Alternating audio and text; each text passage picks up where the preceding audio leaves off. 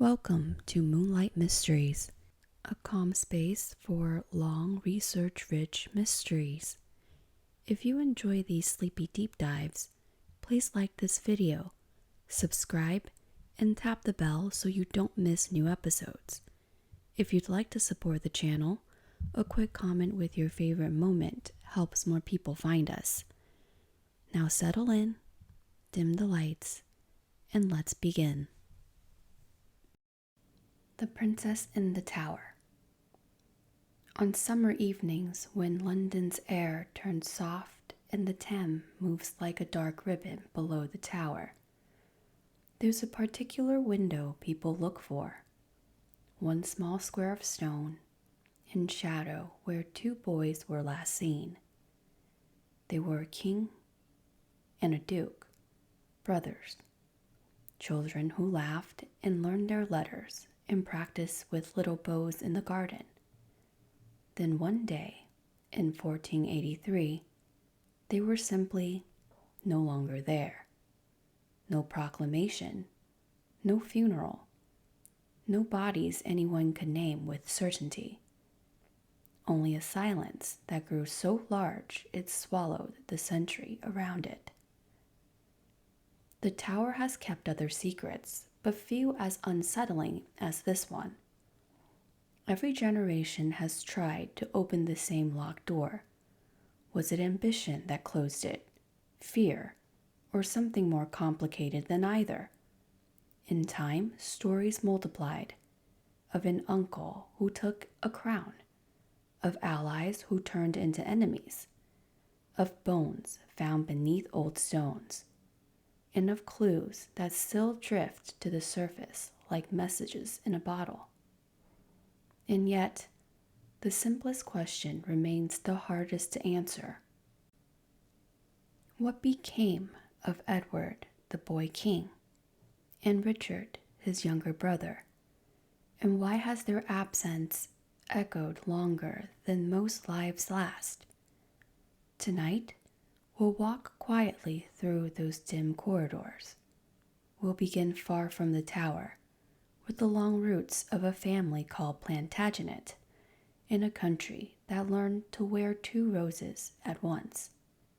We'll move slowly, carefully, letting the noise of the world fall away, until only the facts remain.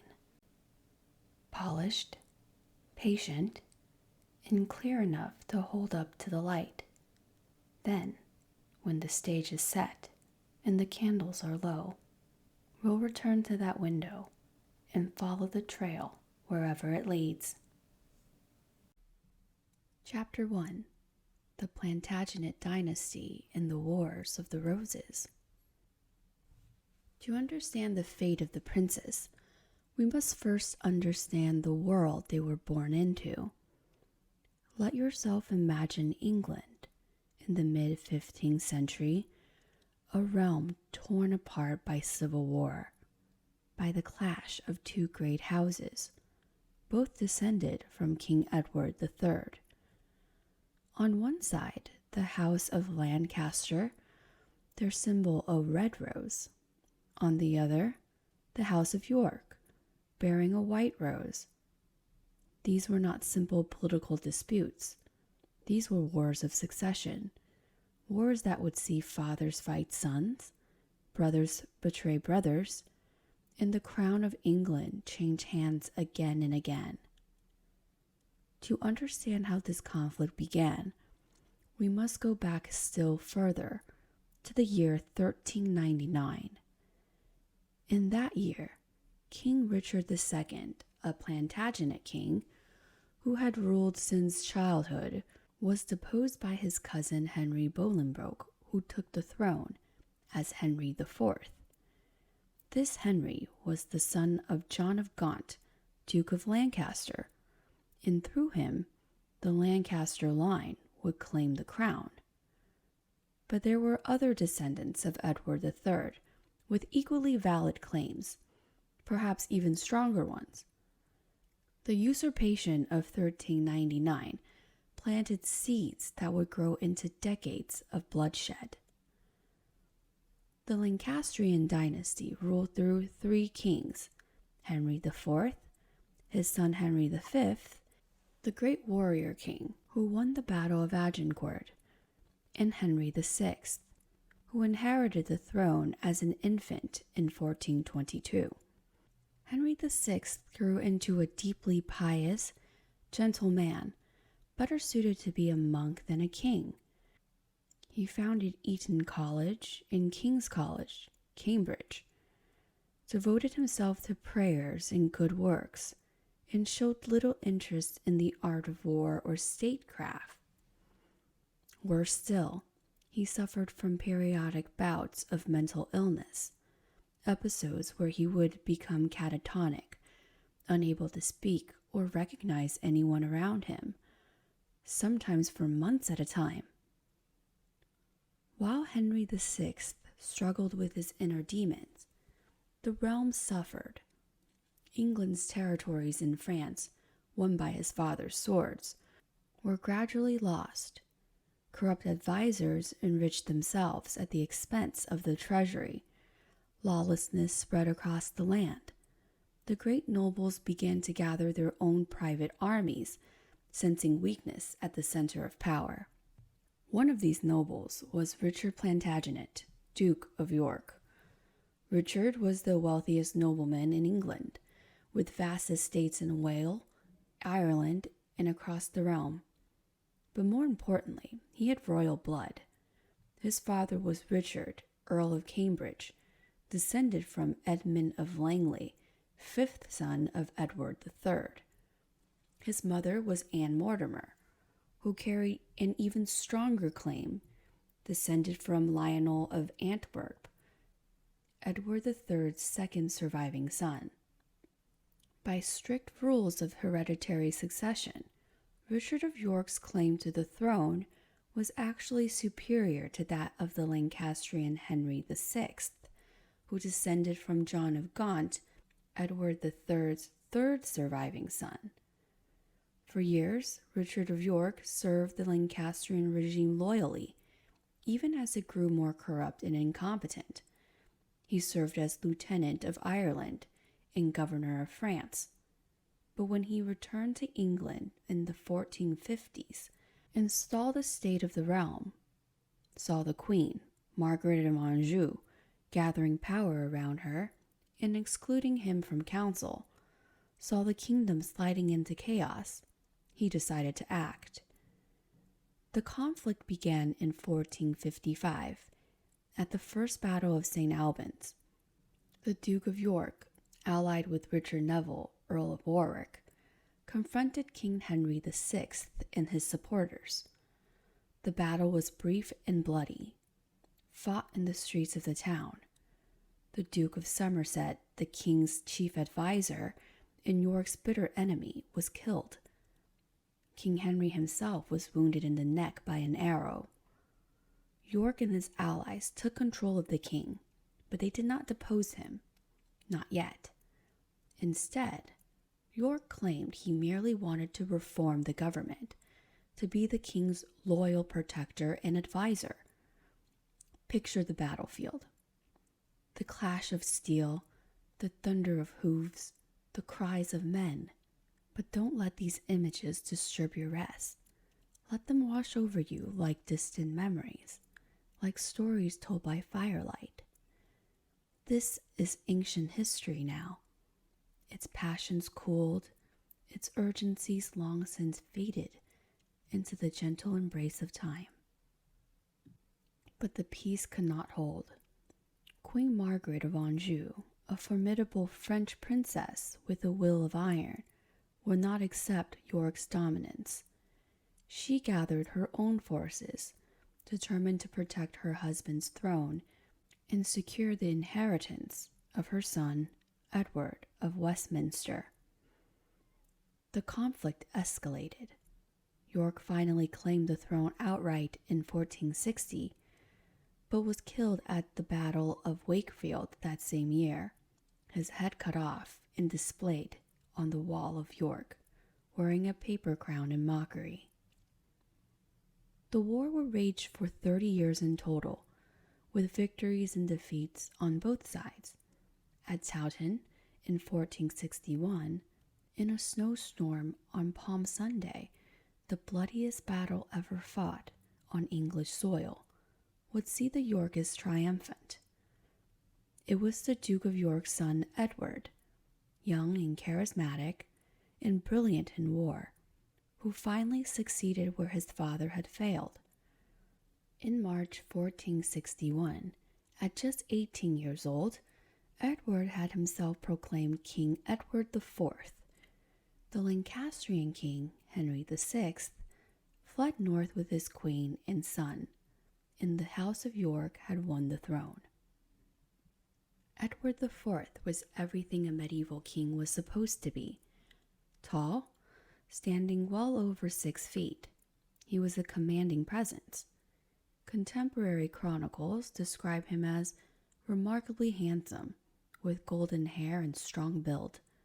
He was a skilled warrior, a brilliant military tactician who won his crown through force of arms. But he was also charming, magnetic, with a love of pleasure and fine things. Let yourself picture Edward in his prime, perhaps at a feast in Westminster. The great hall is lit by hundreds of candles, their light dancing on the faces of nobles dressed in their finest silks and velvets. There is music, the gentle storm of lutes and the soft melody of recorders. Edward sits at the high table, laughing, reaching for a goblet of wine, his crown resting easily on his head. But Edward had a blindness, a fatal flaw that would set in motion all that followed. He was impulsive, particularly when it came to matters of the heart. In 1464, England and its nobles assumed their young king would marry for advantage and would choose a foreign princess who would bring a useful alliance and a substantial dowry. Instead, Edward did something shocking. He married in secret, choosing not a princess, but a widow, a commoner, a woman from the lower nobility with 2 sons from her previous marriage. Her name was Elizabeth Woodville, and she was, by all accounts, breathtakingly beautiful. She had pale blonde hair, fine features, and eyes that contemporaries describe as mesmerizing. But more than her beauty, Elizabeth was intelligent, ambitious, and determined to advance her family's position. The story of their courtship has romantic qualities. According to tradition, Elizabeth waited beneath an oak tree with her 2 young sons to petition the king for the return of her late husband's land. Edward, struck by her beauty, made advances. Elizabeth refused him, saying she was not good enough to be his queen, but too good to be his mistress. Whether charmed by her virtue or inflamed by her refusal, Edward married her in secret at her family's home in Grafton Regis. When Edward revealed the marriage to his court, the reaction was one of shock and dismay. His most powerful advisor, Richard Neville, the Earl of Warwick, known to history as the Kingmaker, was furious. Warwick had been negotiating a French marriage for Edward, a diplomatic coup that would have secured powerful allies. Edward's secret marriage made Warwick look foolish and undermined his authority. But the marriage was done, and Elizabeth was crowned queen. Soon, she began to advance her family with ruthless efficiency. The Woodvilles, previously minor nobility, suddenly found themselves at the heart of power. Elizabeth's father was made Earl Rivers and appointed Lord Treasurer. Her brother Anthony Woodville became one of the most influential men at court. Her sisters and sons from her first marriage were married off to the wealthiest and most powerful nobles in England. This elevation of the Woodvilles created deep resentment among the established nobility. Here were people who, in the hierarchical world of medieval England, were seen as upstarts, suddenly elevated above their betters. This resentment would simmer throughout Edward's reign, a source of constant tension. Edward's early reign was anything but tranquil. In this era, fortunes turned swiftly like the pages of an illuminated manuscript.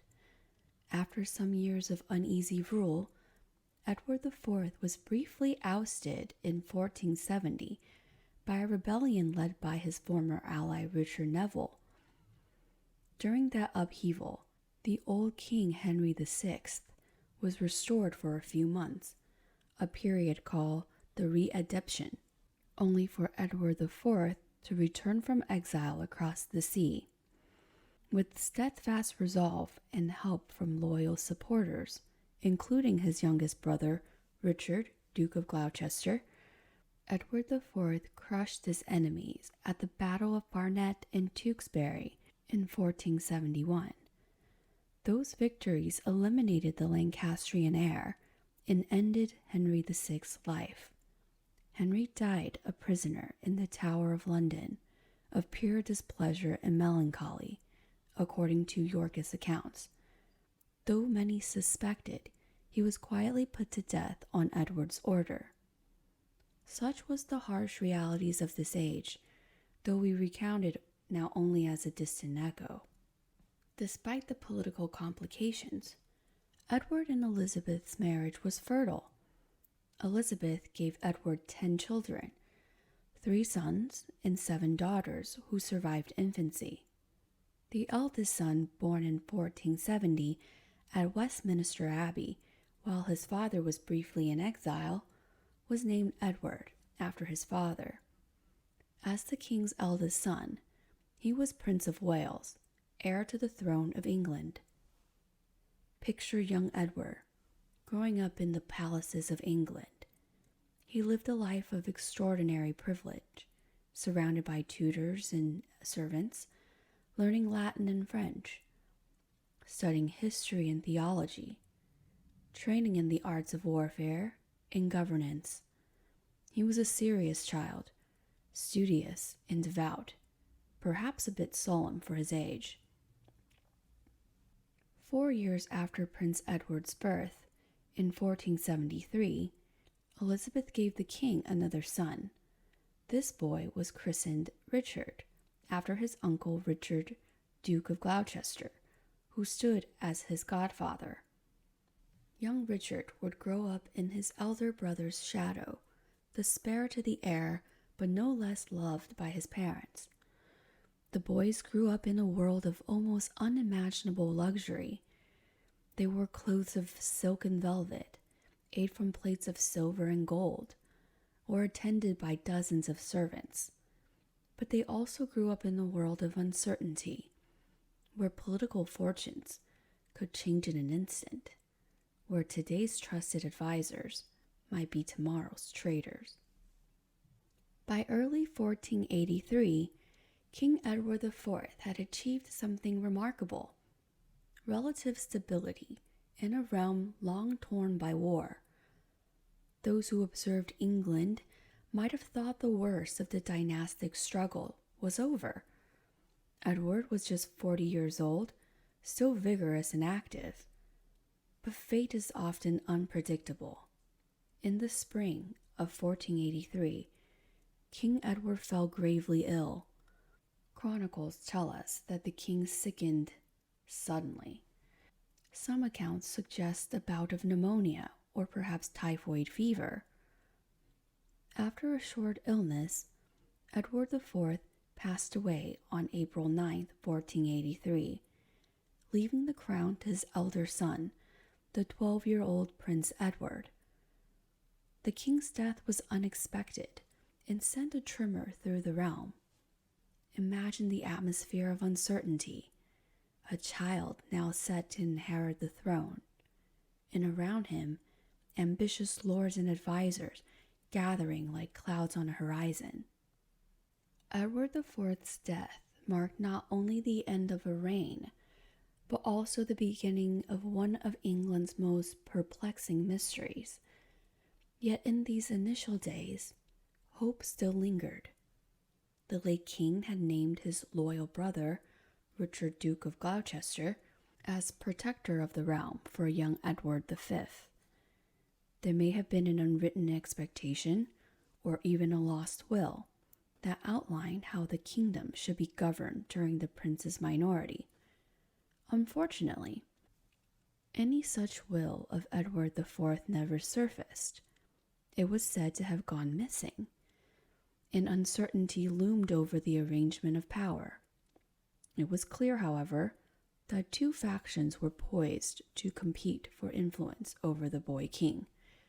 On one side, the Woodville family, led by the Queen Dowager Elizabeth, the young king's mother, and her relatives.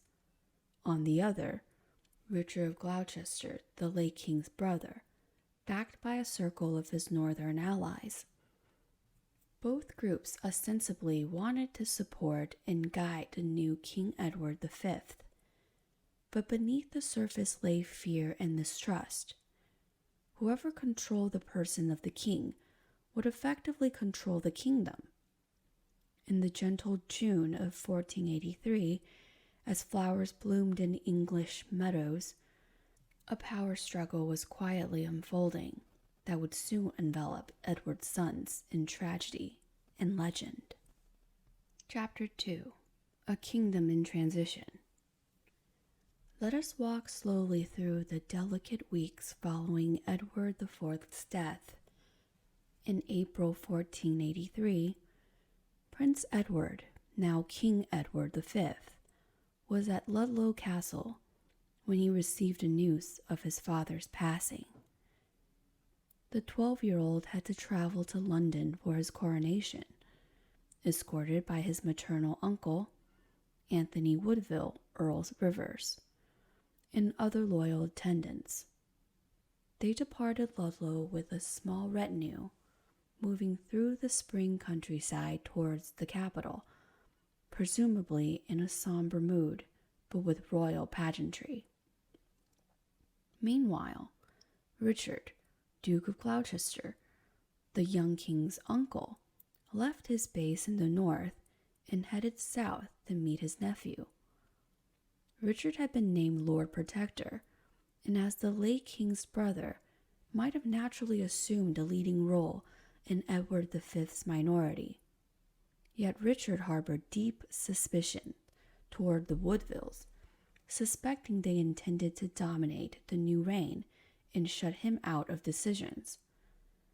On April 30th, 1483, a pivotal encounter occurred at a town called Stony Stratford, north of London. Richard of Gloucester, accompanied by his ally Henry Stafford, the Duke of Buckingham, intercepted the young King Henry V and his entourage. Initially, all appeared cordial. Gloucester dined with Earl Rivers amicably. But overnight the situation changed drastically. The next morning, Richard suddenly arrested Edward's uncle Rivers, as well as the young king's half-brother Sir Richard Grey, and other members of the Woodville party. The prince, or rather King Edward V, found himself effectively in the custody of his uncle Richard. When news of this swift coup reached London, the Dowager Queen Elizabeth Woodville was struck with terror. Fearing for her family, Elizabeth fled into sanctuary at Westminster Abbey, taking her 5 daughters, her young son 9-year-old Prince Richard of Shrewsbury. In the secure gloom of sanctuary, the Queen Mother waited, anxious and uncertain of Gloucester's intents.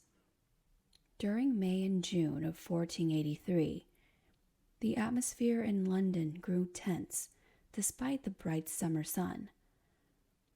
The date of King Edward V's coronation, initially set for late May, was postponed, then postponed again. Richard, Duke of Gloucester, assumed the power of protector, but rumors swirled about his true motives.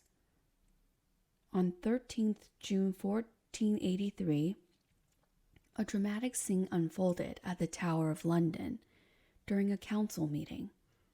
Richard suddenly accused the Queen's allies of treason, specifically pointing to Lord Hastings, the late King's trusted friend, and others, alleging a conspiracy against his life. In an alarming turn, Richard ordered Hastings to be executed immediately on the charge of plotting with the Woodvilles. The once loyal Hastings was summarily beheaded that very day without trial. London citizens sensed that something was amiss. The sudden violence at court cast a pall over the city. As night passed, city watchmen patrolled with torches amid whispers that the lives of both the young King Edward V and his protector Gloucester might be in danger. Despite the unease, Richard still professed loyalty to his nephew. He escorted Edward V to the Tower of London, not as a prisoner, but as custom dictated, since monarchs often resided in the Tower before their coronation.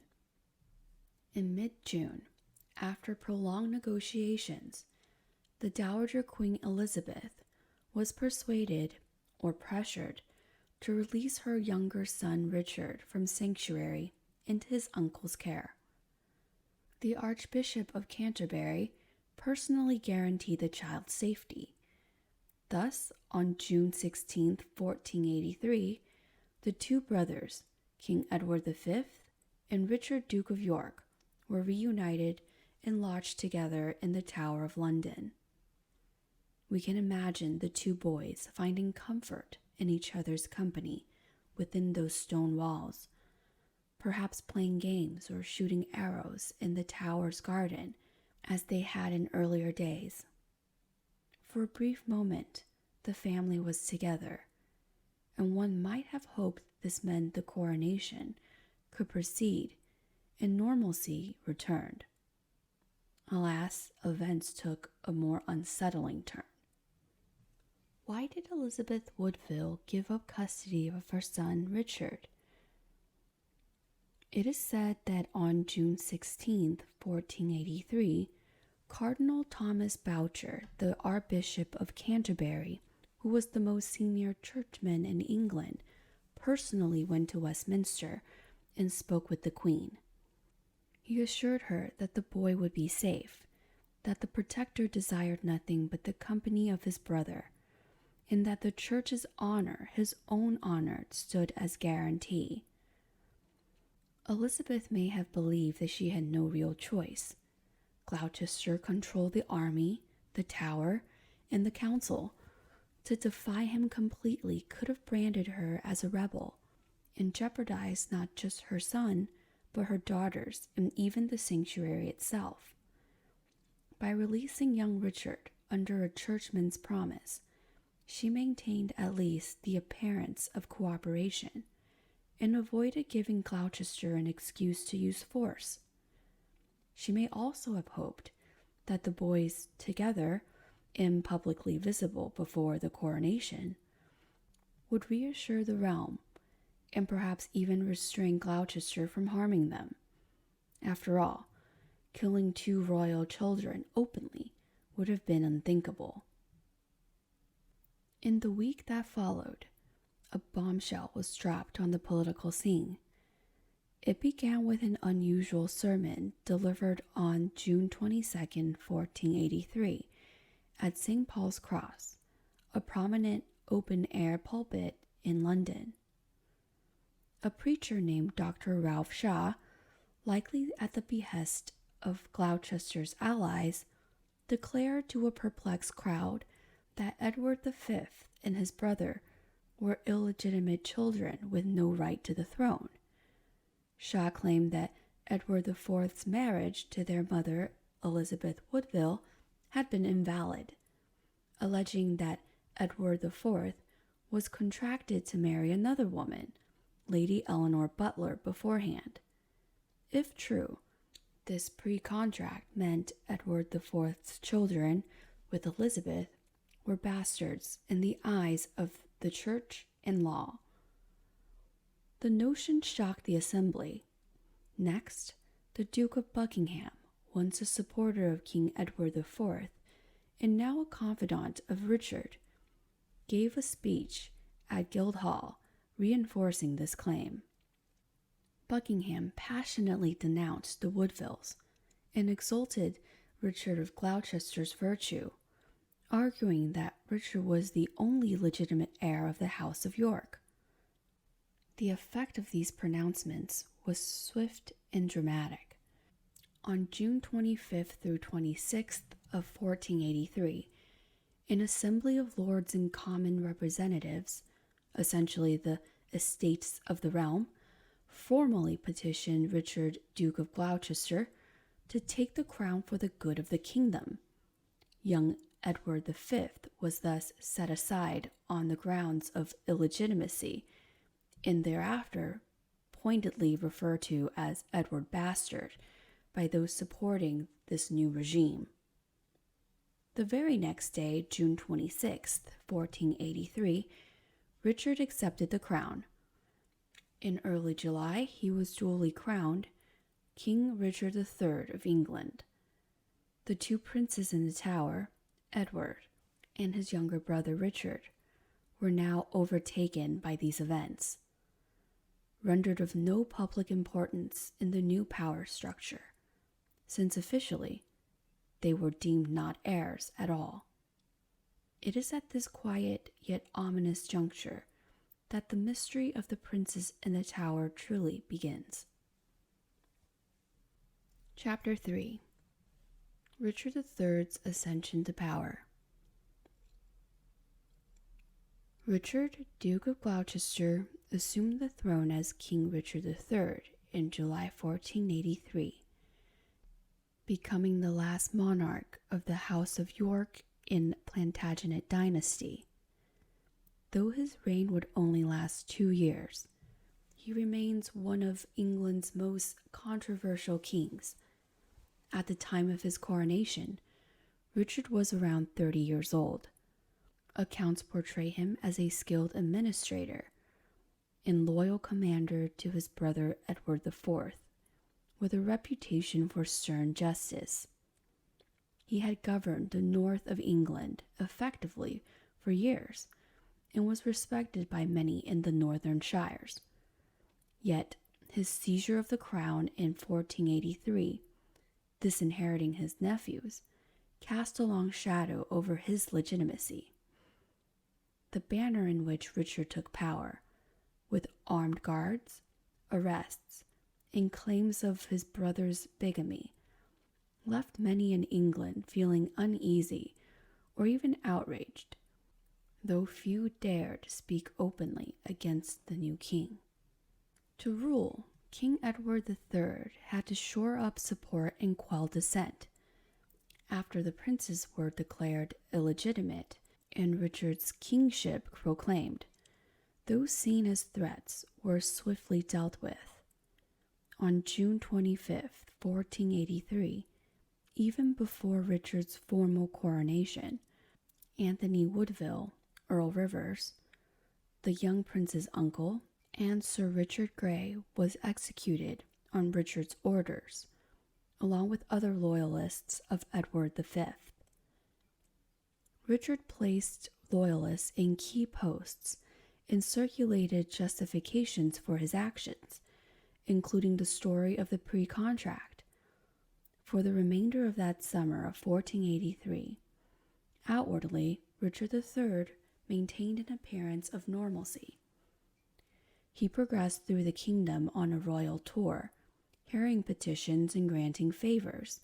He and his queen, Anne Neville, presented themselves as the rightful monarch anointed by God.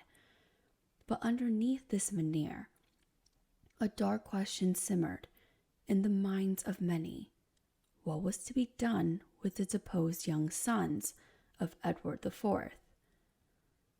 In quiet corridors and taverns, people murmured anxiously. The princess, Edward and Richard, remained in the Tower of London. Initially, when Richard seized power, the boys were still alive and seen within the fortress. A contemporary Italian observer in London, Dominic Mancini, noted that in June 1483, the princes had been frequently seen playing in the tower's ground, shooting arrows and moving freely under the less strict guard. But as the weeks passed, sightings of the children became more scarce. Mancini, who departed England in July 1483, later wrote that the princes were taken into the inner apartments of the tower, and thereafter began to be seen more rarely, until at length they ceased to appear altogether. These words come to us like faint echo from that summer. The boys retreated from public view. The windows where they once gazed out now empty. It was as if they had vanished behind the thick stone walls. Even before King Richard's coronation on July 6th, whispers began to spread that the princes might have met a foul end. Mancini recounts that grown men at court would burst into tears at the very mention of young Edward V, for already there was a suspicion that he had been done away with. One of Edward V's physicians, who had attended him in the Tower, reportedly told Mancini that the 12-year-old king, sensing doom, was seeking solace in faith. Like a victim prepared for sacrifice, he sought remission of his sins by daily confession and penance, because he believed that death was facing him. Such a poignant image, a boy king, isolated and afraid, praying earnestly within the great fortress, tugs at our hearts even centuries later. We must remember to speak of it softly, as it befits a tale told in the twilight, with compassion for the innocent and an understanding of the grim calculations of power.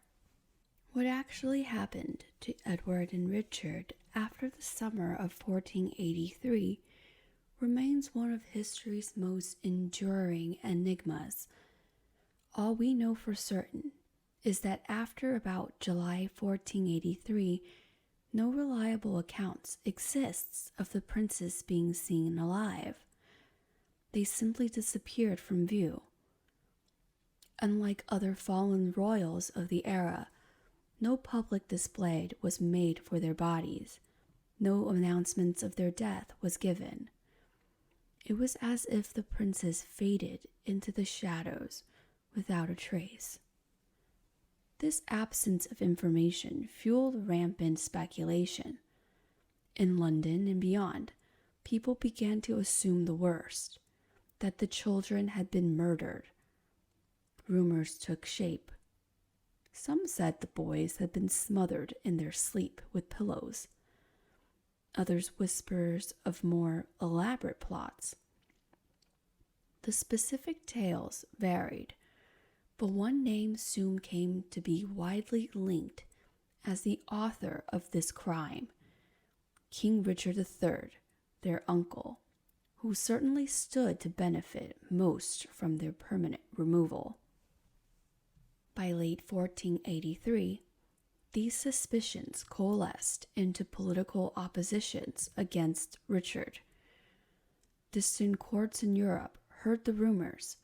From France to Poland, the tragic story spread, always casting Richard as the likely culprit. In October 1483, just a few months into Richard's reign, a coalition of rebels rose up, using the fate of the princes as rallying cry. This uprising, known as Buckingham's Rebellion, united an unlikely group of former enemies. Die-hard Yorkists loyal to Edward IV, supporters of the Dowager Queen Elizabeth, and Lancastrian sympathizers, including Lady Margaret Beaufort, mother of Henry Tudor. Even Henry Stafford, Duke of Buckingham, Richard III's ally who had helped him to the throne, turned against Richard, possibly motivated by regret, ambition, or revulsion at the alleged crime. They promoted Henry Tudor, a distant Lancastrian claimant exiled in Brittany, as a figurehead to challenge Richard III. It is telling that these desperate nobles coalesced around Henry Tudor only because the princes were believed dead. Had the boys been thought alive, many would have preferred Edward V or his brother as the true king. The rebellion proclaimed its goal to avenge the princess and to overthrow the usurper Richard. Buckingham's rebellion ultimately failed. Storm thwarted Henry Tudor's invasion fleet, and Richard's forces captured and executed Buckingham for treason. But this conflict further cemented the dark cloud of suspicion over King Richard III's reign. Even in quelling the rebellion, Richard could not quell the story that he had murdered his brother's sons. That story, once it took root, would follow him like a grim specter. Chapter 4: The Princess in the Tower, Disappearance and Discovery. In a softly lit painting by Paul de la Roque, a young King Edward V and his brother Richard sit close together in the Tower of London, innocence and anxiety on their faces. The image captures how Victorians later visualized the moment. The two princes clinging to each other, awaiting a fate shrouded in mystery. Their true story remains elusive. After the summer of 1483, neither boy was ever seen alive in public again. The Tower, which had been a royal residence and fortress, became for them a place of silent confinement and, if the rumors are true, the site of their tragic end. We continue our tale gently, recalling that these were just children, one about 13 years old, the other around 10, caught in a dangerous thicket of adult ambitions. Through the late 1483 and beyond, the question of the prince's fate lingered painfully. If one were strolling by the tower in those days, one might look up at its cold stone and wonder if the boys were still somewhere within those walls, alive or dead. The uncertainty was itself politically potent. As we've seen, many believed Richard III had arranged their deaths. It was highly convenient for Richard that his nephews were out of the picture. No one could rally around them to contest his rule. Notably, Richard made no public efforts to prove the princes were alive, nor did he ever produce them to quell the rumors. If he were innocent of the deed, his failure to publicly clarify their status is, at the least, a troubling omission. One historian has reasoned that in that perilous era, you can't just have old kings hang around waiting to reclaim the throne, implying it was almost inevitable they would be silenced by someone. Indeed, even for a ruthless political actor, openly murdering two young boys would be a harrowing act. Yet leaving them alive carried its own dire risks. Such was the cruel logic of power in those unforgiving times. King Richard III's reign continued into 1484 and 1485, with that unanswered question hanging over it. In April 1484, Richard's only legitimate son and heir, Edward of Middleham, tragically died at age 10, plunging the king into personal grief and further destabilizing his dynasty. Richard named his nephew, John de la Pole, Earl of Lincoln, as heir thereafter, but many took these as bad omens for Richard's rule. The fate of the princes had by then become a moral indictment of Richard in the eyes of his enemies. When Henry Tudor finally landed in England in August 1485, rallying both disaffected Yorkists and Lancastrians to his side, he carried a banner emblazoned perhaps with the Red Dragon of Wales and the Red Rose of Lancaster, symbols of avenging justice, at least in Tudor's eyes. On August 22, 1485, at the Battle of Bosworth Field, Richard III was defeated and killed by Henry Tudor's forces. As Richard fell, it was said an eerie silence followed, then cries of jubilation. The last Plantagenet king was dead, and Henry Tudor was proclaimed King Henry VII. Richard's short reign had come to a violent end, and with it, the 331-year-old Plantagenet lines of kings ended as well. Henry VII, seeking to consolidate his new regime, married Elizabeth of York, eldest sister of the missing princes, in 1486, thus uniting the houses of York and Lancaster in a symbolic and genuine union. This marriage was meant to heal the rift and end the Wars of the Roses once and for all.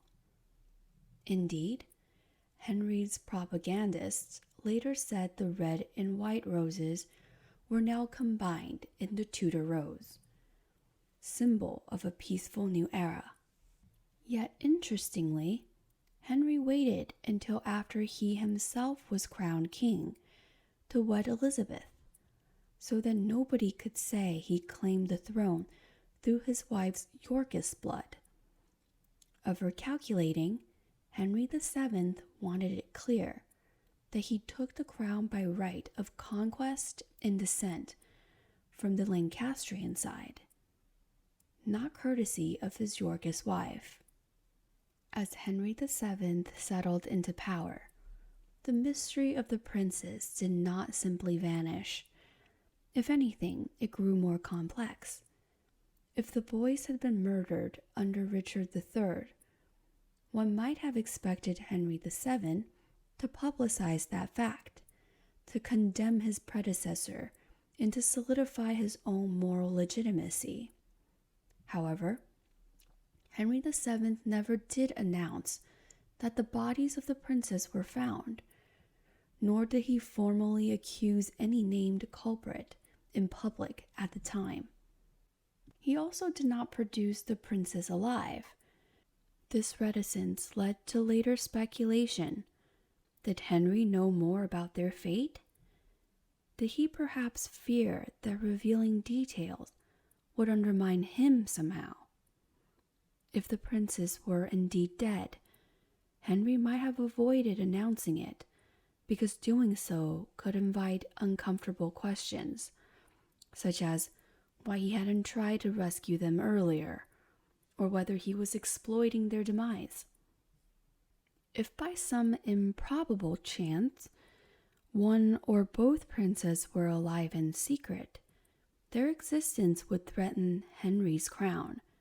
Thus, Henry VII had strong incentive to let sleeping dogs lie and let Richard III bear the weight of infamy. In the years immediately after 1485, Henry did act decisively to eliminate other Yorkist claimants. For instance, he imprisoned in the Tower the young Edward, Earl of Warwick, son of Edward IV's brother Clarence, and eventually had him executed in 1499. One cannot help but wonder if Edward V and his brother Richard of Shrewsbury had somehow survived into Henry's reign, would their fate under Henry have been any kinder? It's a somber thought, and history provides no clear answers. What the historical record does show is that Henry VII had to contend with pretenders, men who claimed to be one of the lost princes, which suggests that not everyone was convinced the boys were dead. In 1487, a pretender named Lambert Simnel initially was put forward as Prince Richard, the younger boy, by some Yorkists, though he later changed his story to claim he was actually the Earl of Warwick. Henry VII swiftly defeated Simnel's adherents and paraded the real Earl of Warwick through London to expose the impostor. Simnel's rebellion fizzled, but a few years later, a far more serious challenge emerged in 1491. A young man named Perkin Warbeck appeared in Europe claiming convincingly to be Richard of Shrewsbury, Duke of York, the younger of the princes who he said had escaped the tower alive. Warbeck's claim attracted powerful backing. He was recognized as Prince Richard by monarchs such as James IV of Scotland and Margaret, Duchess of Burgundy, who was the aunt of the real prince. For several years, Warbeck was a thorn in Henry VII's side as he attempted invasions and inspired plots in England. Many wanted to believe that at least one prince had survived the tower's dark intrigue. Eventually, Henry captured Warbeck in 1497. Under duress, Warbeck confessed he was in fact an impostor from Tournai in Flanders, not a royal at all. In 1499, he was executed for treason. Interestingly, around the same time, Henry VII also executed the Earl of Warwick, tidying up the last real alternative claimant. Despite Warbeck's confession, whispers persisted in some circles that perhaps he was who he claimed to be. The psychological need for a happier outcome, that a prince might have escaped, lingered on. It is a testament to how deeply the prince's disappearance haunted the English imagination, that even decades later, people who were willing to risk their lives on the hope that one of the boys lived. As a gentle night falls on this chapter of our story, we reflect on Henry VII's position. By 1500, he had eliminated challengers and secured his dynasty. Yet, the fate of the princes remained officially unresolved, in absence in the chronicles. Henry had certainly capitalized on Richard III's villainous reputation regarding the princes. For instance, early Tudor historians like Polydore Virgil, writing under Henry's patronage, squarely blamed Richard for the deed. But Henry himself, in official records, was notably silent on what precisely happened. The mystery was thus allowed to persist, perhaps because it served the Tudors to let Richard III's name carry the stain without needing to provide forensic proof. In a sense, the princes disappeared not only from life, but into legend. Their story, an unfinished tapestry that each successive generation would reweave according to its need and notions. Chapter 5. Historical Theories and Debates Through the Ages. We step back now and consider how historians and storytellers have grappled with the princess in the tower over the centuries. The absence of definite answers has made this case a canvas for theories, some based on evidence, some on bias or conjecture. Here, in a calm and orderly fashion, we will review the main theories about what happened to the princess and how historical opinion was shifted. We do so in a spirit of inquiry, recalling that these debates have been fervent at times, yet we discuss them here as one might discuss a long-standing riddle by the fireside, with a mixture of curiosity and detachment. Tudor propaganda and early accounts. The first narrative about the prince's fate emerged during the Tudor period, after 1485.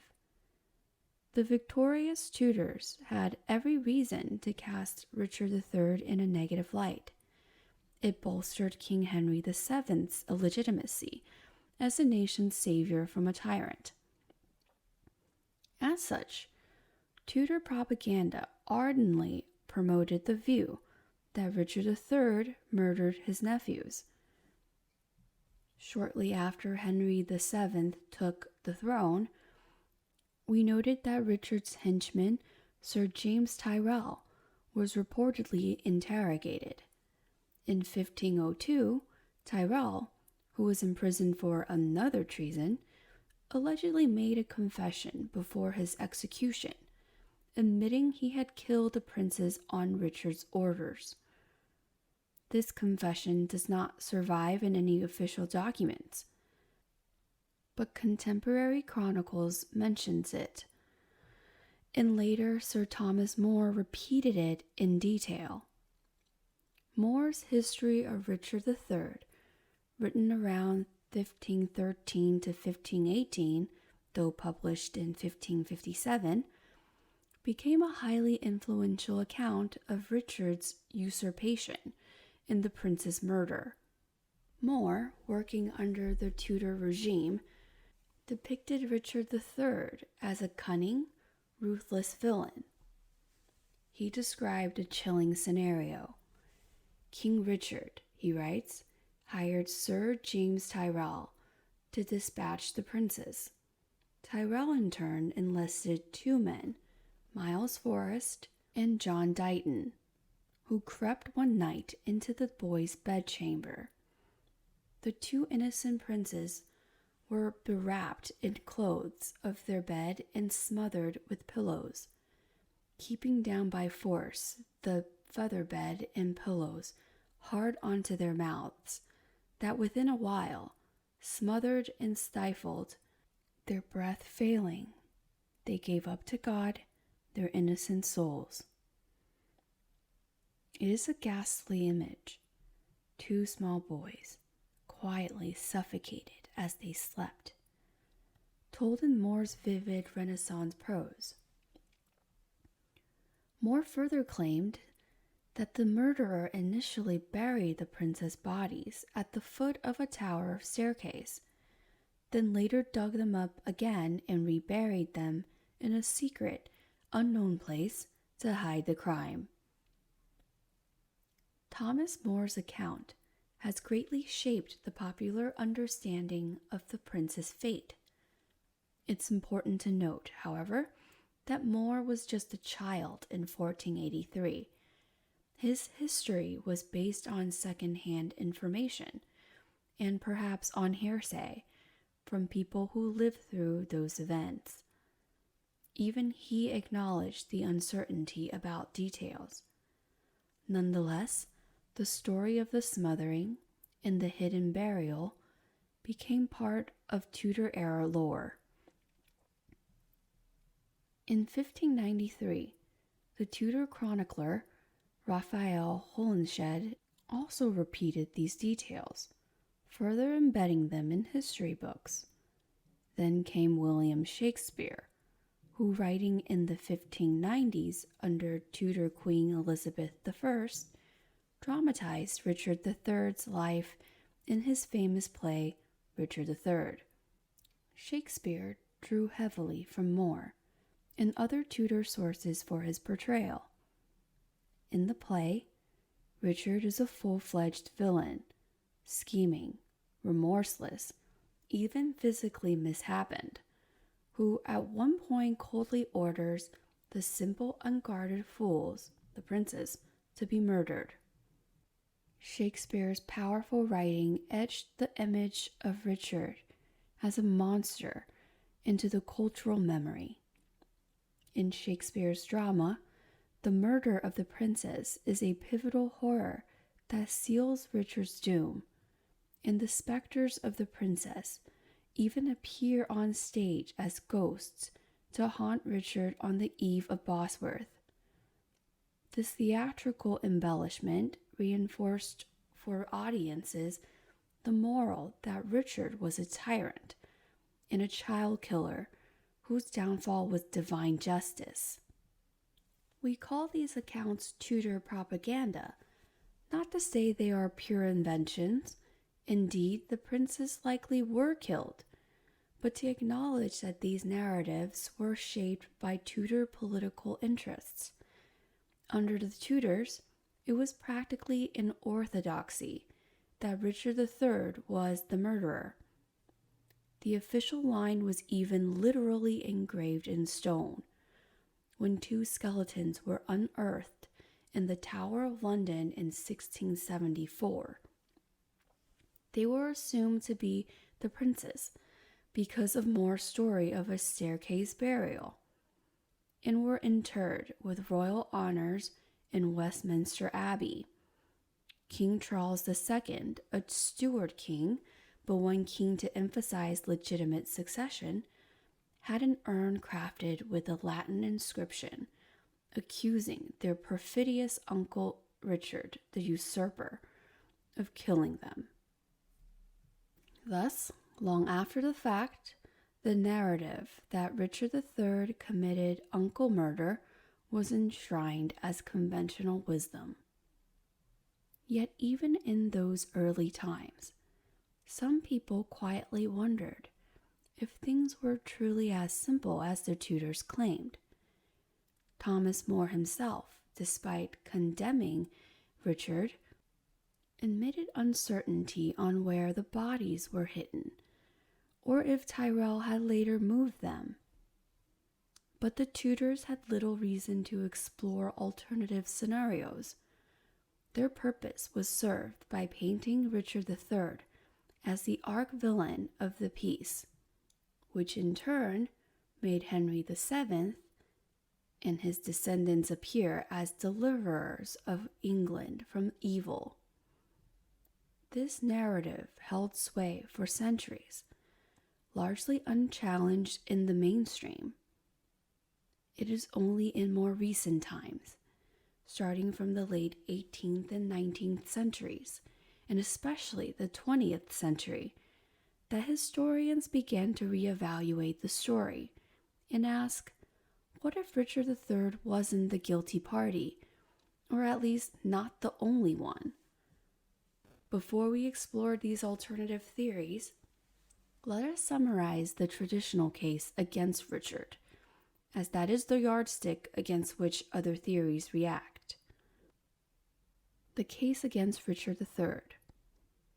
To this day, many historians agree with the age-old verdict: Richard III had both motive and opportunity to order the death of his nephews. Let us examine this case carefully, without sensationalism. Richard's motive would have been straightforward. By eliminating Edward V and Richard of Shrewsbury, he removed any competing Yorkist claimants and solidified his hold on the throne. As long as the princes lived, they would be magnets for plots, Indeed, as we saw, rebellions in Richard's reign and even in Henry's reign centered on pretenders, claiming to be those boys. Richard's opportunity was also clear. The princes were under his custody in the royal apartments of the Tower of London, a secure fortress where he was king and uncle, with control over who entered or left. Few others could access the children without Richard's consent. Contemporaries, including the eyewitness Mancini and the authors of the Croyland Chronicle, a monastic record, strongly suspected Richard's involvement from the start. Mancini wrote that Richard's name was already whispered in July 1483 regarding the prince's disappearance, and that suspicion of foul play by Richard was widespread. The subsequent rebellion of 1483 explicitly accused Richard of murdering the princes, showing the prevalence of that belief. All of this is circumstantial, of course. Suspicion is not proof, but it establishes that in the court of public opinion at the time, Richard was deemed the likeliest culprit. Modern historians who argue Richard's guilt often point to what they consider telling silence in actions. 1. Richard never publicly announced what became of his nephews, which many interpret as an implicit admission of wrongdoing. If he didn't kill them, surely he'd want to know who did, and if they were alive, surely he'd want to find them, notes historian Michael Hicks pointedly. 2. Richard never presented the boys in any public capacity after taking the throne. Indeed, by the time of his parliament in 1484, he made legislations regarding succession that treated his nephew's line as null, effectively acknowledging that Edward IV's sons were out of the picture entirely. 3. Richard had a precedent before him. His elder brother, Edward IV, had likely ordered the killing of deposed King Henry VI back in 1471, a politically expedient removal of a rival, shrouded as a death from melancholy. If such an act was considered acceptable political necessity for Edward IV, Richard might have thought similarly about neutralizing threats. What about direct evidence?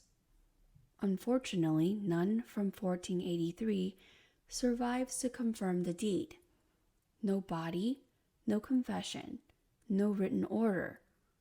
But in 1674, when workmen at the tower dug up a hidden chest containing 2 small skeletons, it was taken as the long-sought proof of Richard's crime, aligning uncannily with Thomas More's described burial place.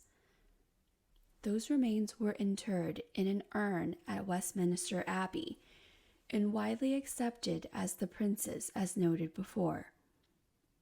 While this proof was embraced in the 17th century, present-day historians caution that it wasn't truly definitive. We'll go into these bones later. Still, it contributed to the traditional case. The princes were indeed murdered and clandestinely buried, just as the Tudor history said. Another intriguing piece of evidence has come to light only recently. In 2023, a new archival discovery was made by Professor Tim Thornton that many interpret as further indication of Richard's guilt. Thornton found a reference in a 16th century document, the 1522 will of Lady Margaret Capel, bequeathing to her son a, quote, chain which was young King Edward V's, end quote. This detail made headlines because Lady Margaret Capel was the sister-in-law of Sir James Tyrrell.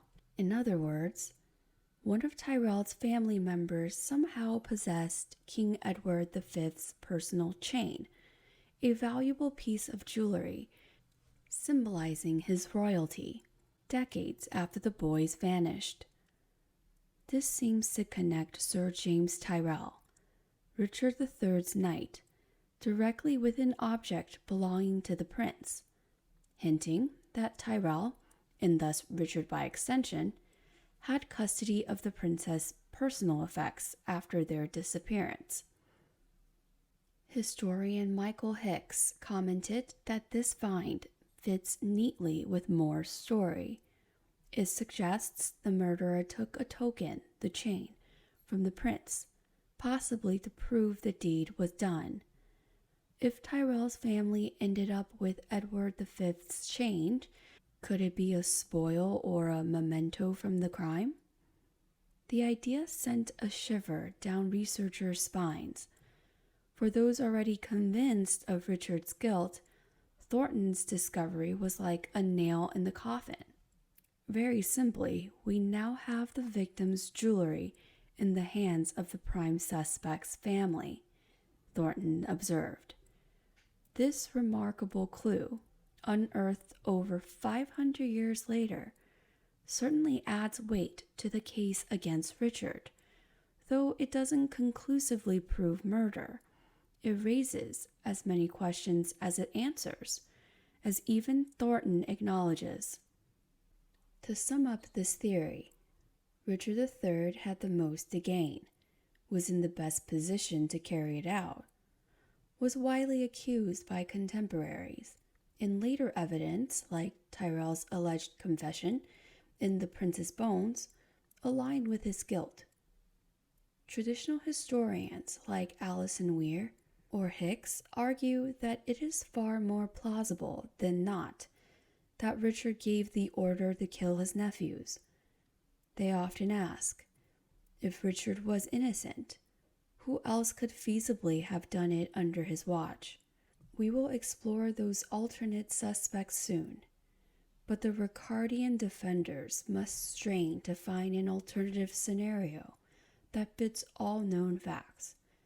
The case against Richard does have one glaring gap: the lack of an explicit recorded smoking gun from 1483. But given the secretive nature of such a crime, that is perhaps expected. As we proceed, keep in mind this prevailing theory that in the late summer of 1483, acting on Richard's orders, agents like Tyrell quietly suffocated the young princes in their tower chamber and disposed of their bodies in secrecy. It is a theory that both terrible and sadly believable in the context of its time. The Duke of Buckingham theory. A significant alternative theory places the blame not on King Richard III, but on another ambitious figure of 1483, Henry Stafford, 2nd Duke of Buckingham. Buckingham was Richard's right-hand man during the coup against Edward V, but intriguingly, he turned against Richard in the October 1483 rebellion. Could Buckingham have been the one who murdered the princess, either to ingratiate himself with King Richard, or conversely as part of a scheme to perhaps claim the throne for himself? This theory first gained traction in the 18th and 19th century, when some historians began re-examining the scant evidence. Buckingham's possible motive is debated. As a descendant of Edward III, through a junior line, Buckingham himself had a distant claim to the throne. Some speculate that Buckingham saw an opportunity. If he eliminated the princes and perhaps later removed Richard, he might advance his own bid for kingship. More straightforwardly, Buckingham might have initially murdered the boys to please Richard, to do the dirty deed without Richard having to be involved directly, expecting to be richly rewarded. However, if Richard then did not reward him as expected or began to distrust him, Buckingham's loyalty could have soured, prompting his rebellion. Alternatively, Buckingham's rebellion might indicate remorse or a change of heart. Maybe he turned on Richard because the murder of the princess was a step too far for him morally. We delve into speculation here, since Buckingham left no writings to explain himself. What about opportunity?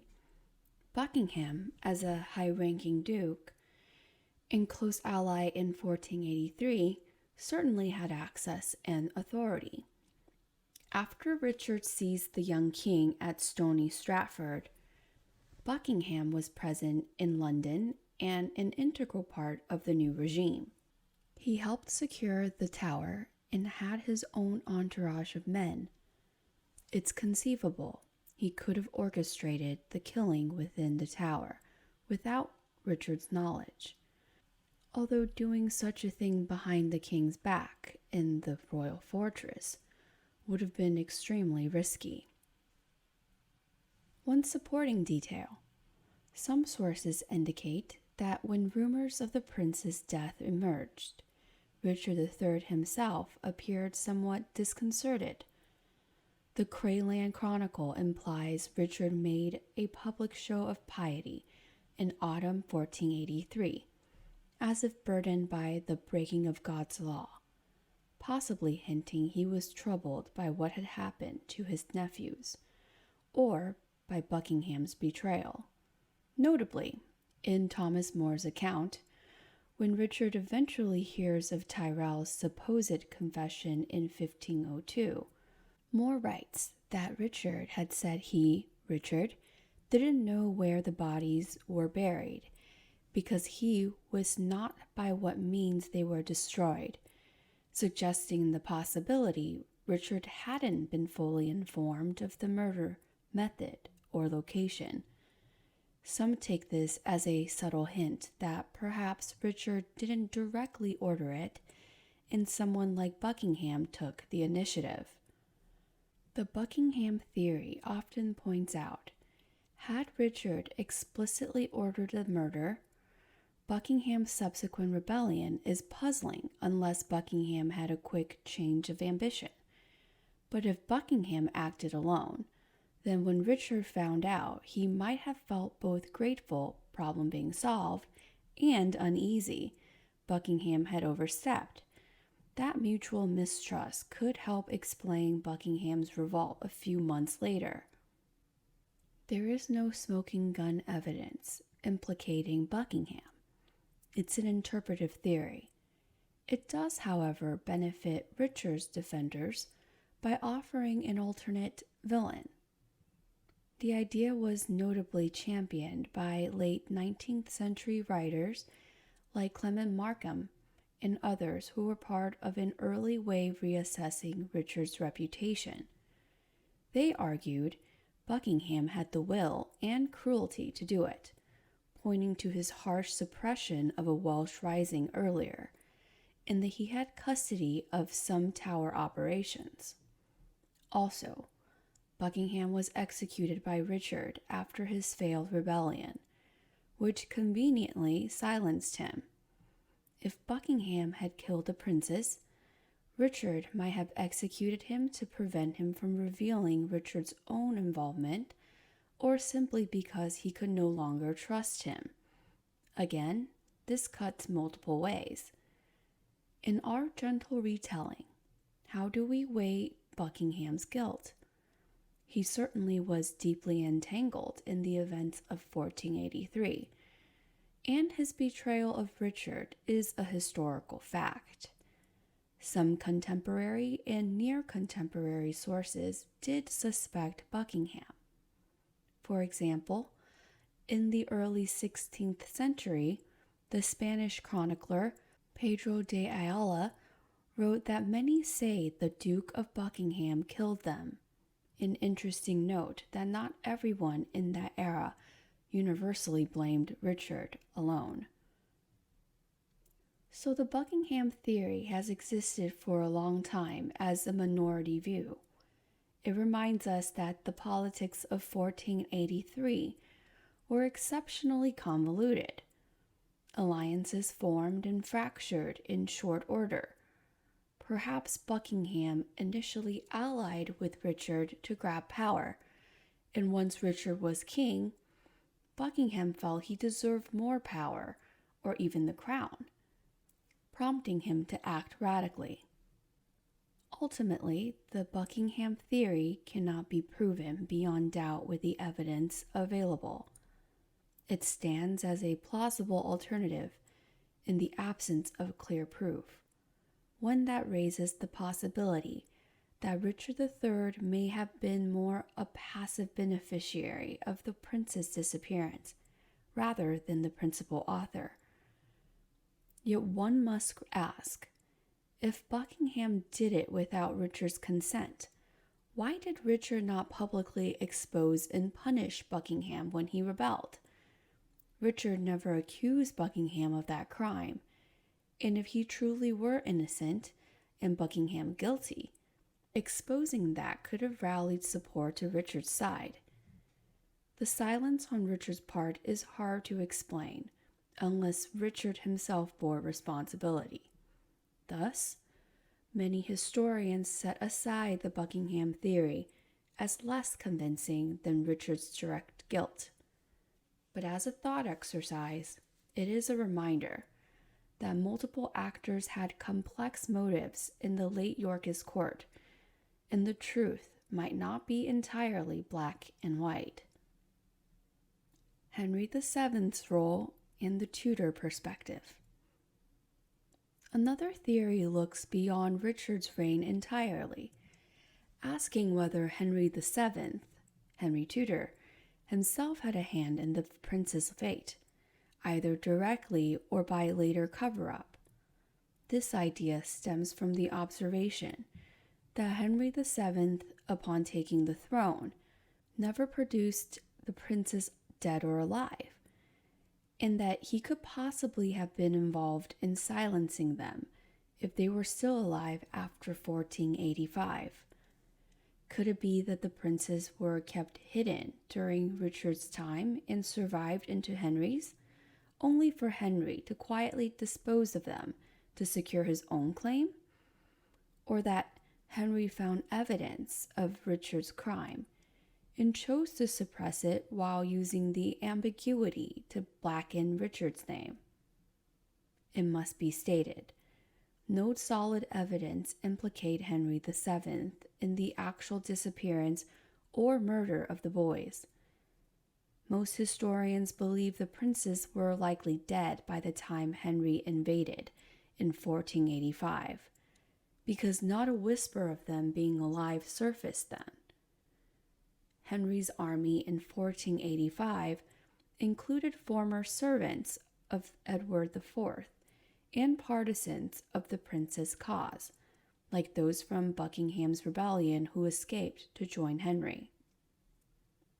If the princes had been alive in 1485, surely those Yorkists would have preferred to rescue and crown Edward V rather than a relatively unknown Henry Tudor. The absence of any such movement strongly suggests the princes were already presumed dead. Indeed, Henry VII's first parliament in 1485 declared Richard III's act tyrannical and mentioned the shedding of infants' blood, a reference taken to mean the princes, which implies even Henry believed or claimed they were murdered under Richard. However, Henry VII's actions leave room for subtle theory. Henry never officially announced the prince's death or found their bodies, which might indicate he had some doubt or simply preferred a mystery to a solution that could complicate his rule. Some late Tudor sources, like George Buck in the early 17th century, suggested Henry VII might have discovered the truth, perhaps even found the bodies, but kept it secret to maintain the focus of blame on Richard and to avoid highlighting that his own claim was based on marrying the sister of those princes, which might emphasize his original weak claim. There was also a practical benefit. As long as the prince's fate was uncertain, any pretenders claiming to be one of them would be met with skepticism, and that perhaps Henry could use to his advantage if needed. One person sometimes floated in later conspiracy theories is Margaret Beaufort, Henry VII's mother. Ambitious and fiercely devoted to her son's success, Lady Margaret was deeply involved in plots against Richard. A few writers have speculated if she could have arranged the prince's deaths to pave the way for Henry, but this is highly conjectural. Margaret had no obvious access to the Tower in 1483, and it's hard to imagine Richard's guard letting a Tudor agent kill the boys under Richard's nose without his consent. This theory finds little support among serious scholars, but it occasionally appears in historical fiction or fringe arguments. However, Henry VII certainly benefited from the prince's absence. After becoming king, he took steps to legitimize his rule retroactively. He revoked Titulus Regius, the declaration that had made the princes illegitimate, thereby restoring their legitimacy. This was partly to strengthen his wife Elizabeth's position as a legitimate York heir. But interestingly, he did not then push any narrative that the princes were alive or that he would seek justice for them. Instead, he let Richard III absorb the blame quietly.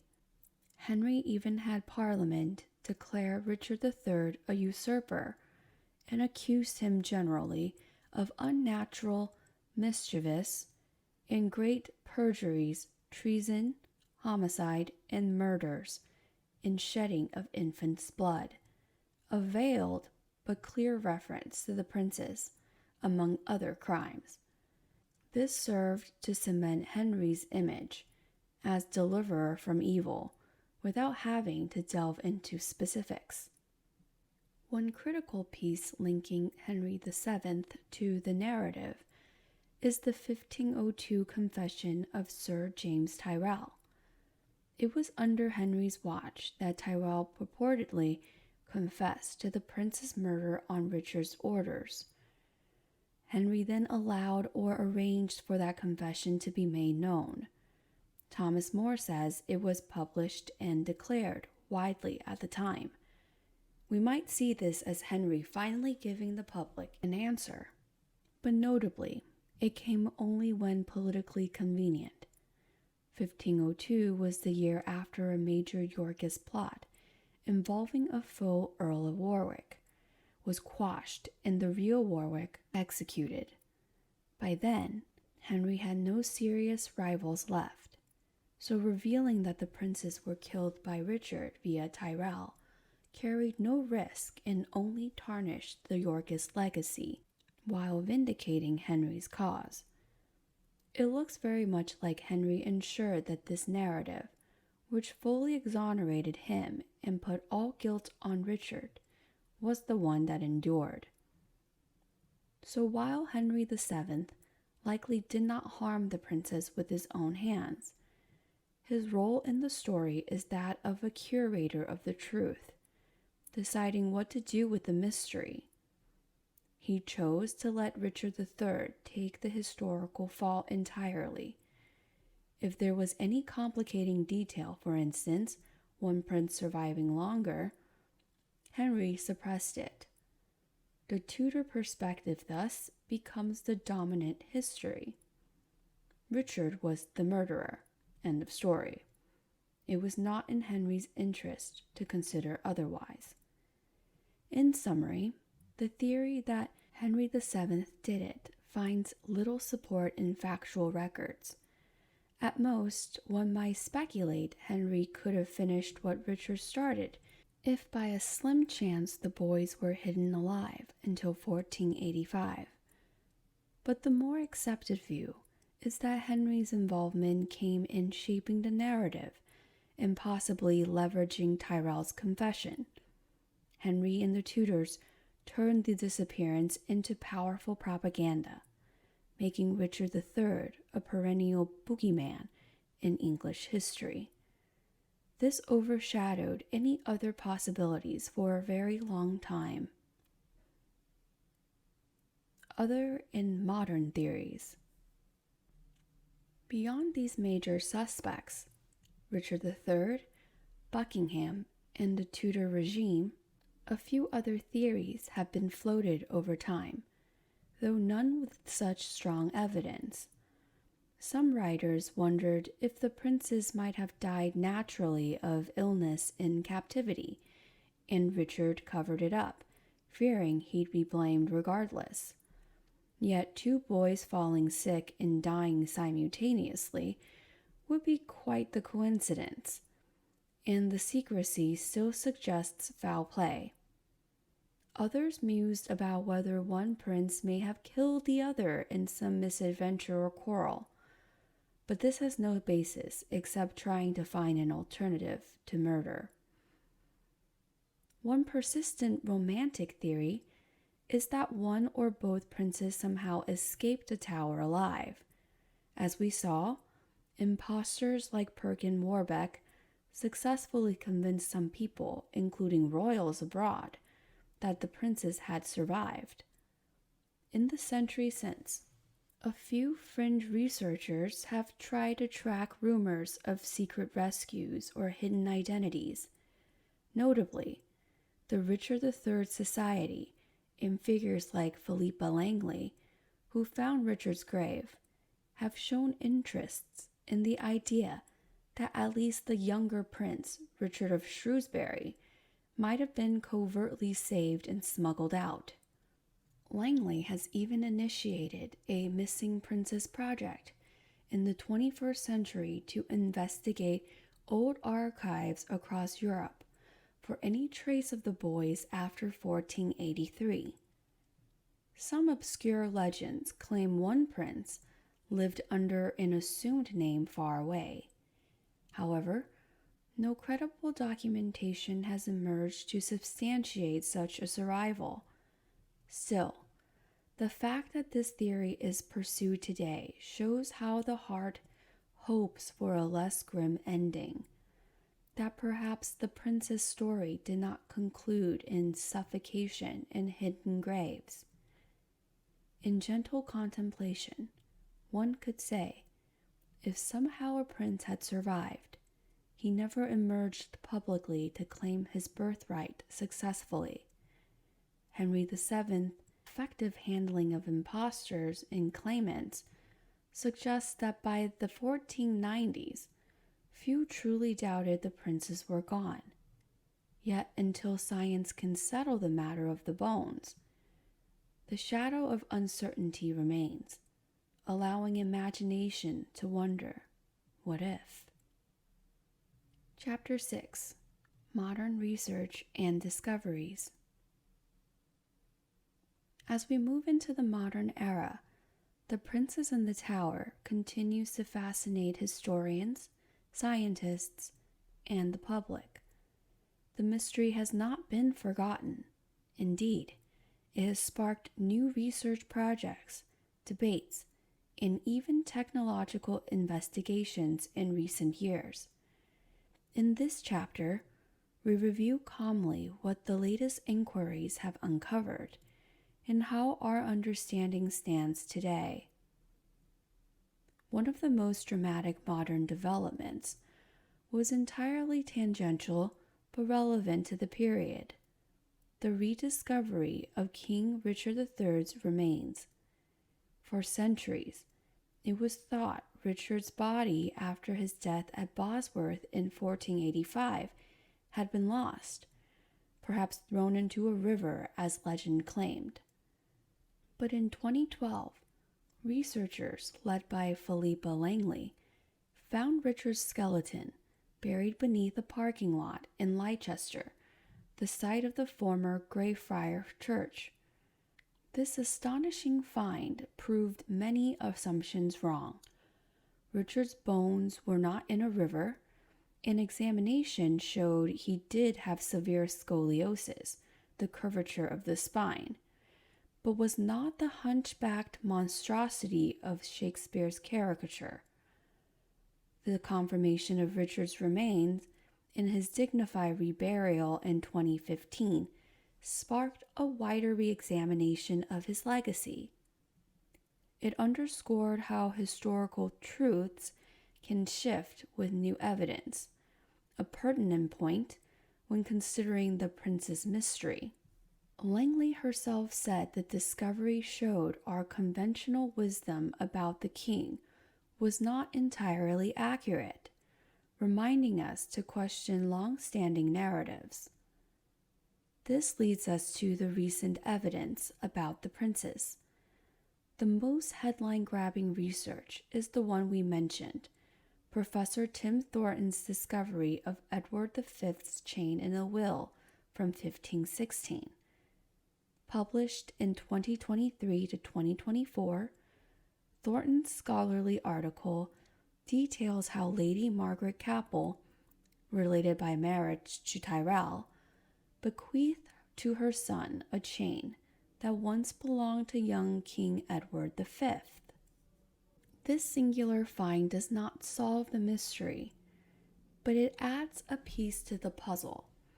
It shows that some possession of the prince left the tower and ended up with people connected to the very man accused of killing him. Sean Cunningham of the National Archives commented that this raises more questions than it answers, such as how did this chain leave royal custody, and why was it kept and passed on in that family decades later? The tone of excitement in the archival community was palpable. Even a small clue like this, emerging after 500 years, is extraordinary. It doesn't prove murder per se, but it strengthens the link between Tyrrell, Richard's agent, and the prince's fate. It's a reminder that with diligent combing through old records, new evidence can still surface. The Thornton discovery has been featured in documentaries, like a Channel 4 special, The Princess in the Tower, The New Evidence, and has reinvigorated the debate between those who think it cements Richard's guilt and the Ricardians who are skeptical of its significance. What do Ricardian advocates say about the chain? Some, like historians Matthew Lewis and Philippa Langley, cautioned that it might be an invented family story or an unrelated trinket. They argue that just because a will claims a chain was Edward V's doesn't guarantee it truly was his. Family lore can be misremembered or aggrandized. Moreover, even if it was Edward's, how it reached the Tyrrell Capel family could have many explanations. Gift, loot after 1483 events, etc. that don't necessarily mean murder evidence. Langley points out that media dubbed it a smoking gun without considering that the chain might have come into their hands well after the boy's disappearance via marital connections in a tight-knit gentry society. In short, while the chain is intriguing, Ricardians feel it's far from conclusive. The debate exemplifies how even hard evidence can be interpreted differently based on one's prior stance. Another modern focus has been on the physical remains. The bones found in 1674 and now in Westminster Abbey have never been fully analyzed with today's scientific tools. In 1933, they were examined by a select group, including an anatomist and the president of the Dental Association.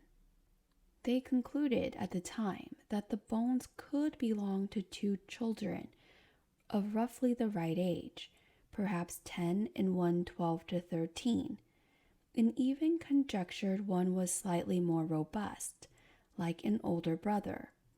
However, that examination was limited. They did not establish sex, nor attempt to confirm if the two individuals were related as siblings. Modern science, as historians say, could do much better. DNA analysis could confirm if the bones are male and if they share the same mitochondrial DNA, which siblings from the same mother would, as Edward and Richard did via Elizabeth Woodward. Also, radiocarbon dating would estimate the time of death to see if it aligns with the 1480s. These tests could significantly support or weaken the case that those are indeed the princes. Why haven't these tests been done? The obstacle has been mainly royal and religious reluctance. The bone lies in a royal tomb in Westminster Abbey, and disturbing them requires special permission. Queen Elizabeth II, during her reign, consistently denied requests to re-examine the bones, likely feeling it was improper to disturb the dead without pressing reason. The Abbey authorities have also been protective. They consider it a tomb deserving of rest unless the monarchy approves otherwise. With the ascension of King Charles III in 2022, some have speculated whether he might be more open to the idea, as hints suggested he might not be as opposed as his mother was. Indeed, calls for testing have been renewed in recent years. Philippa Langley is very keen on testing. Interestingly, she believes the bones will prove not to belong to the princess, which would bolster the idea they survived or at least cast doubt on the traditional tale. Others, like Michael Hicks and some historians, caution that even testing could be inconclusive or simply solve one part but not the other. They also worry it could disturb a burial that has become symbolic.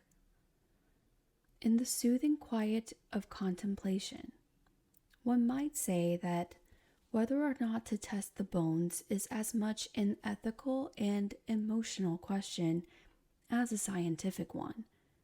It pits the values of historical knowledge against respect for the dead and acceptance of mystery. As of now, the status quo holds, but perhaps the future will see movement on this front. Beyond bones and chains, modern research has involved combing archives for overlooked documents, like Thornton did, reinterpreting known sources with fresh eyes, and even computer analysis. For example, some researchers have applied network analysis to see connections among personas in 1483, or use forensic analysis on historical accounts.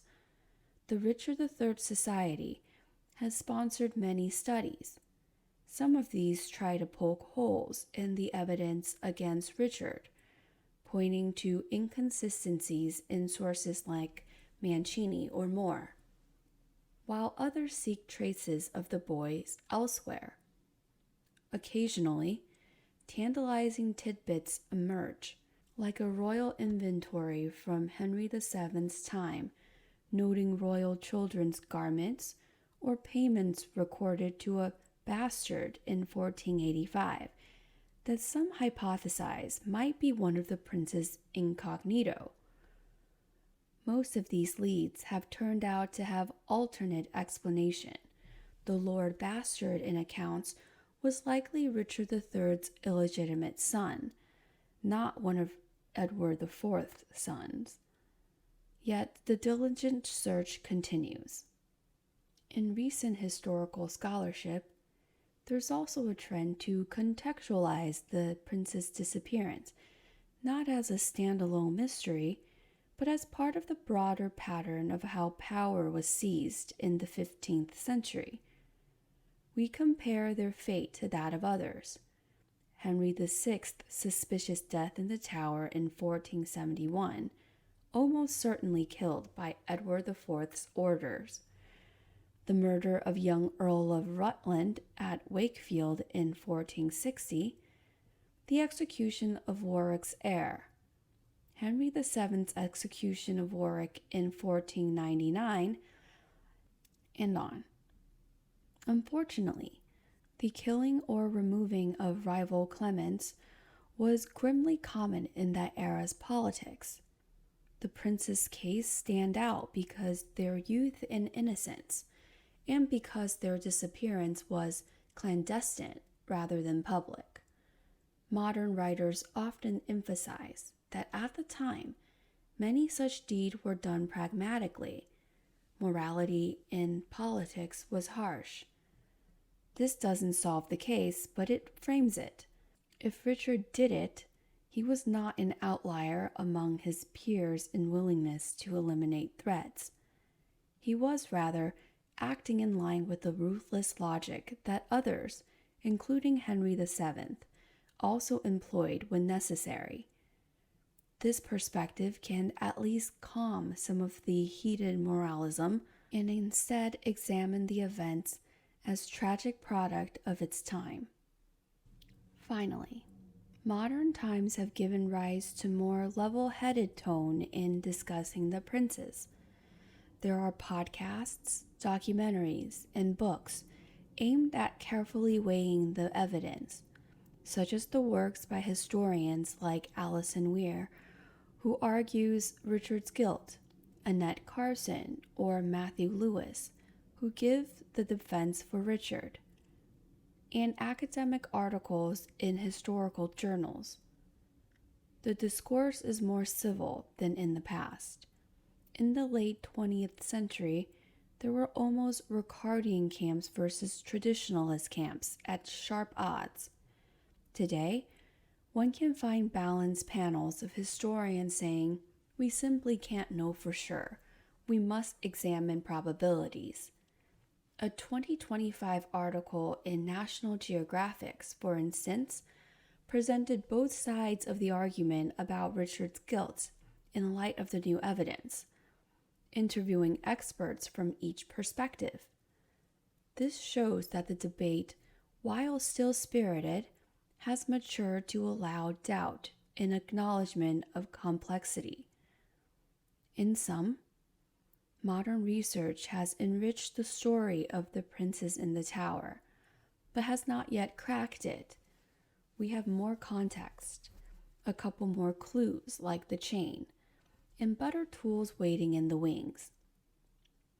But the core question, who killed the princess or what was their fate, remains officially unanswered.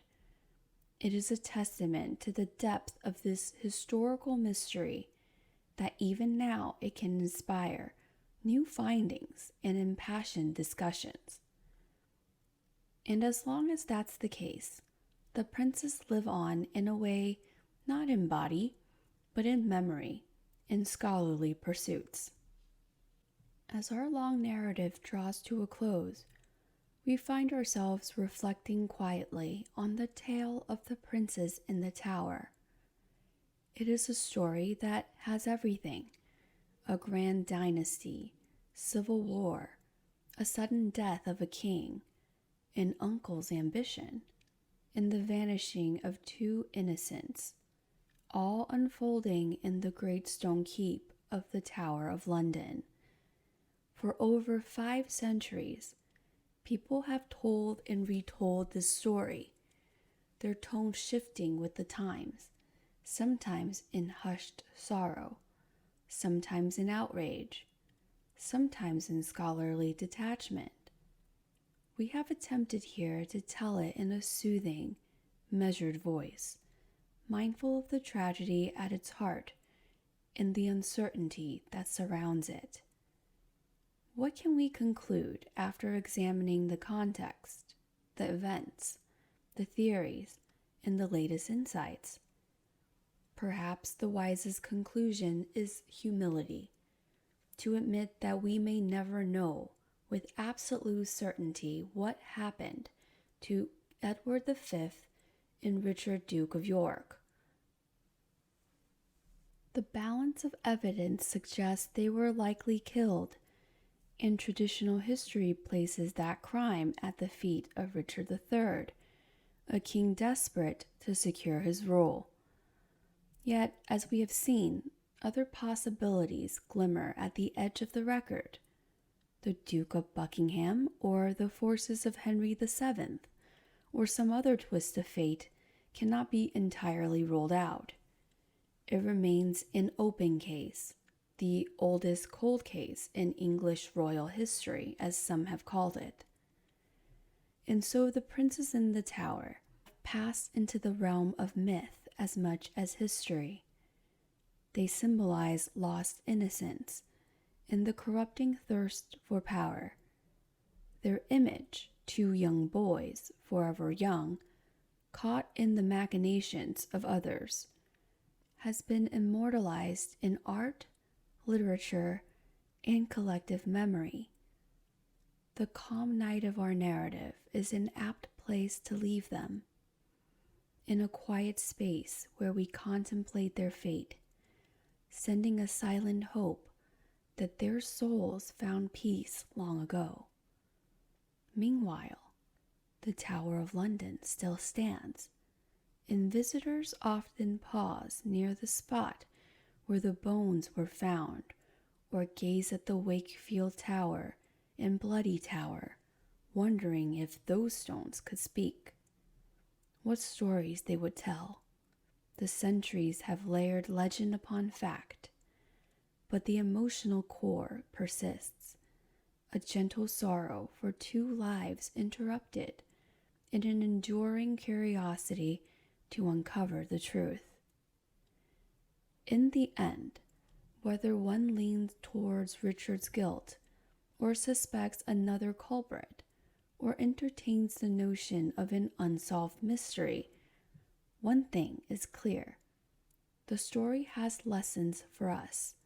It reminds us how power struggles can turn cruel, how history is written by the victors, and how evidence can be lost or hidden, leaving posterity to piece things together as best it can. It also shows the evolution of historical inquiry, from Tudor chroniclers to Victorian painters to modern scientists, each adding their perspective. We live in hope that perhaps one day advances in research or a long-lost document in some archive will provide more answers. Until then, we accept The Princes in the Tower as a story half veiled by time. Let us close this narrative gently.